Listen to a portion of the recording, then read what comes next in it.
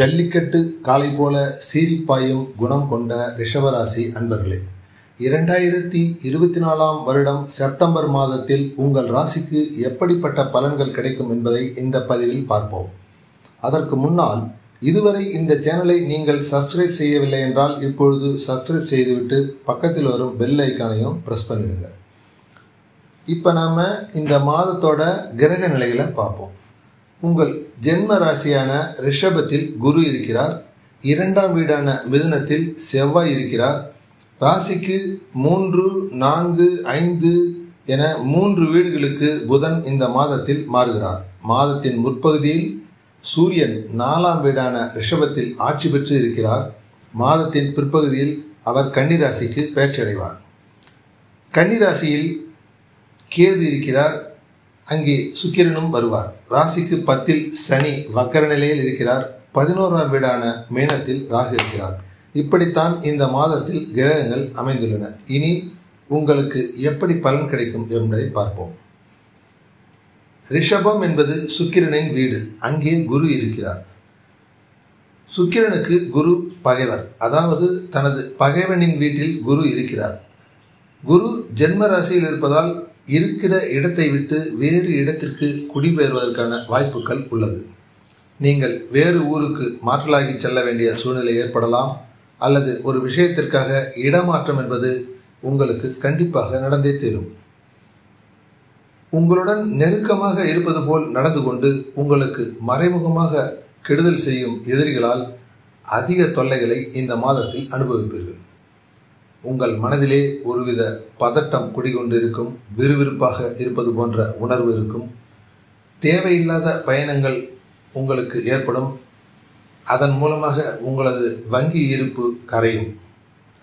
இந்த காலத்தில் ரிஷபராசிக்காரர்கள் யோகாசனத்தில் ஈடுபடுவதன் மூலம் மனதை ஒருநிலைப்படுத்தி சாந்தமடையலாம். அப்படி செய்ய முடியாதவர்கள் இறை வழிபாடு செல்வதும் மனதுக்கு அமைதியை தரும். மனதை அமைதியான பாதையில் கொண்டு செல்லுங்கள். உங்கள் ராசிக்கு 8 மற்றும் 11ஆம் வீடுகளுக்கு உரியவர் குரு என்பதால், மேலும் குரு உங்களுக்கு தனகாரனாக இருப்பதாகவும் பண வரவில் உங்களுக்கு சிக்கல் இருக்காது. ஏதாவது ஒரு வகையில் பணம் வந்து கொண்டே இருக்கும். குருவின் பார்வை ராசிக்கு 5, 7, 9 ஆகிய வீடுகள் மீது விழுகிறது. பொதுவாக குரு தான் இருக்கும் வீட்டை விட பார்க்கும் வீடுகளுக்கு அதிக நன்மையான பலன்களை தருவார். உங்களுடைய தந்தையின் ஆரோக்கியம் இந்த மாதத்தில் மேம்படும். உங்களுடைய முன்னேற்றத்திற்கு தந்தையார் உதவியாக இருப்பார். திருமண வயதில் உள்ள திருமணம் ஆகாத ரிஷபராசிக்காரர்களுக்கு இந்த மாதத்தில் திருமணம் நடைபெறும் அல்லது திருமண ஏற்பாடுகள் நடைபெறும். திருமணம் ஆனவர்களுக்கு குழந்தை பேறு கிடைக்குமா என்று இருந்த நிலை தற்பொழுது மாறி அவர்கள் நினைத்தது நடக்கும். வீட்டில் குழந்தைகள் தவழும். பூர்வீக சொத்துக்கள் கிடைப்பதில் இருந்த சிரமங்கள் இப்பொழுது நீங்கும். இந்த மாதத்தில் பிள்ளைகளின் கல்வி, திருமணம் ஆகியவை சிறப்பான முறையில் நடைபெறும். புதிய வாகனங்களை வாங்குதல், புதிதாக வீடு கட்டுதல், நகைகள் வாங்குதல், ஆடைகள் வாங்குதல், குலதெய்வ கோயிலுக்கு செல்லுதல், நேர்த்தி கடனை நிறைவேற்றுதல் என இந்த மாதம் முழுவதும் அதிக மகிழ்ச்சி தரும் மாதமாக உங்களுக்கு இருக்கும். ரிஷபராசியில் பிறந்த பெண்களுக்கு கணவரால் அசையா சொத்துக்கள் கிடைக்கும். உங்கள் கணவர் உங்கள் பெயரில் வீட்டு, மனை அல்லது விவசாய நிலம் வாங்கி கொடுப்பார். ரிஷபராசியில் பிறந்த ஆண்களுக்கு தங்களுடைய மனைவியின் மூலம் அசையா சொத்து கிடைப்பதற்கான வாய்ப்பு உள்ளது. ஒரு சிலருக்கு நிலங்களை விற்பனை செய்வதன் மூலம் பணவரவு உண்டாகும். ராசிக்கு 2ஆம் வீட்டில் செவ்வாய் இருப்பதால் உங்களுடைய பேச்சில் அனல் தெரிக்கும். நீங்கள் நிதானமாக வார்த்தைகளை கையாள வேண்டும். தவறினால் இழப்புகளை சந்திக்க வேண்டிய சூழ்நிலை ஏற்படும். மின்சாரம், விவசாயம் சார்ந்த தொழில் செய்பவர்களுக்கு வருமானம் மிக மிக நன்றாக இருக்கும். ராசிக்கு 2 மற்றும் 5ஆம் வீடுகளுக்கு உரிய புதன் 3ஆம் வீட்டில் இருப்பதால் மாத ஆரம்பத்தில் தரகு, கமிஷன், ஏஜென்சி ஆகிய தொழில் செய்பவர்களுக்கு அதிக பணம் கிடைக்கும். உங்களது திறமையான பேச்சுக்கள் மூலம் எளிதாக உங்களால் பணத்தை சம்பாதித்துவிட முடியும். ராசிக்கு 4ஆம் வீட்டில், அதாவது சுகஸ்தானத்தில் சூரியன் இருக்கிறார். அதுவும் ஆட்சி பெற்றிருக்கிறார். சூரியன் ஒரு பாபகிரகம் அல்லவா? அவர் தாயாருக்கு சிறிதளவு பாதிப்புகளை தருவார். ஆனால் தந்தையின் செல்வாக்கு இப்பொழுது உயரும். அரசாங்கத்தின் மூலம் படிக்கின்ற ரிஷபராசி மாணவர்களுக்கு உதவித்தொகை கிடைக்கலாம். தொழில் செய்பவர்களுக்கு, விவசாயம் சார்ந்தவர்களுக்கு மானியத்துடன் கூடிய வீடு, வண்டி, வாகனம், டிராக்டர் ஆகியவை கிடைக்க வாய்ப்பு உள்ளது. மாதத்தின் பிற்பகுதியில் சூரியன் 5ஆம் வீட்டுக்கு பெயர்ச்சடைகிறார். 5ஆம் வீடு என்பது பூர்வ புண்ணியஸ்தானம். 4ஆம் வீட்டில் சிம்மத்தில் சூரியன் ஆட்சி பெற்று இருந்தாலும் உடலில் காய்ச்சல் மற்றும் எலும்பு சம்பந்தமான சில பிரச்சனைகளை இந்த சூரியன் தரத்தான் செய்வார்.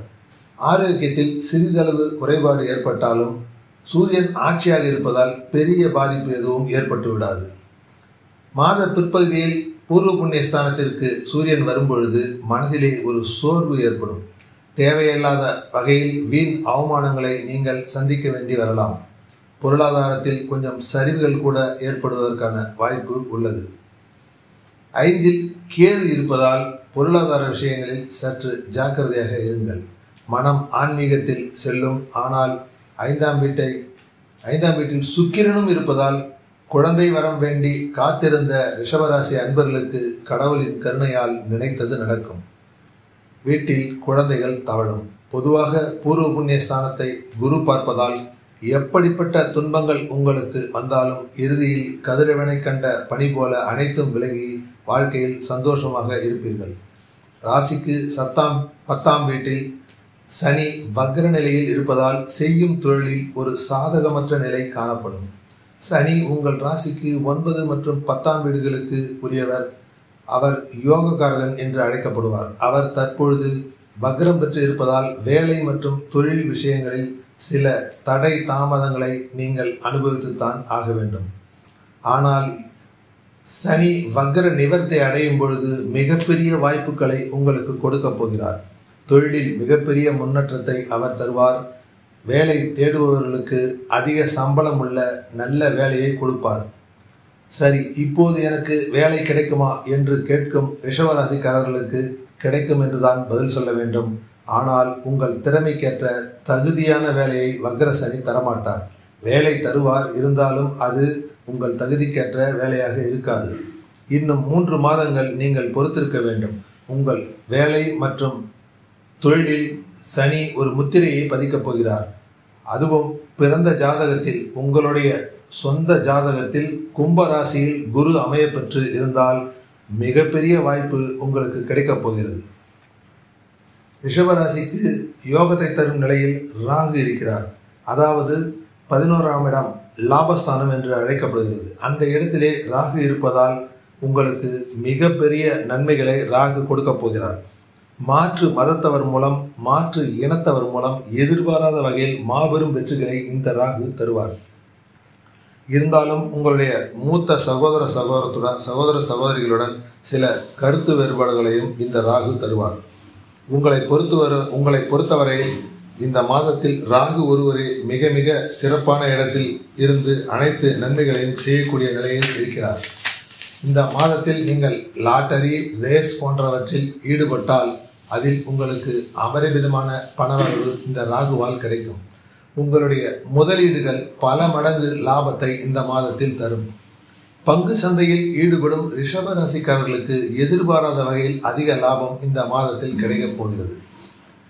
இந்த காலத்தில் உங்களின் புகழ் அதிகரிக்கப் போகிறது. சொந்த தொழில் செய்பவர்கள் எந்த பிரச்சனையும் இருக்காது. அதே சமயம் தொழில் கூட்டாளிகளுடன் சேர்ந்து செய்யும், அதாவது ஒன்றுக்கு மேற்பட்டவர்கள் இணைந்து செய்யும் தொழில் செய்தால் அந்த தொழிலில் அவர்கள் எச்சரிக்கையாக இருக்க வேண்டும். கணக்கு வழக்குகளில் தவறு ஏற்பட்டு நஷ்டம் ஏற்படுவதற்கான வாய்ப்புகளும் உள்ளது. பொதுவாக தனித்த தொழில் செய்பவர்களுக்கு ராகு ஏற்றமான பலன்களை தரப்போகிறார். பணவரவு மிக மிக நன்றாக இருக்கும். ரிஷப ராசிக்கு இந்த மாதம் முழுவதும் ராகு லாபஸ்தானத்தில் இருப்பதால் வெற்றிகள் குவியும். நன்றி, வணக்கம்.